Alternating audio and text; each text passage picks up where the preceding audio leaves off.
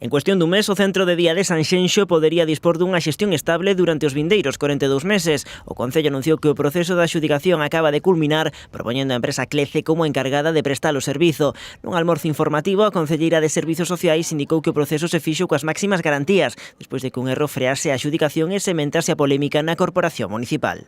A adxudicación tense demorado no tempo, quizás sin dúbida máis do que a nos gustaría, pois os servizos de intervención de Secretaría detectaron un erro en relación ás ofertas presentadas e a súa valoración.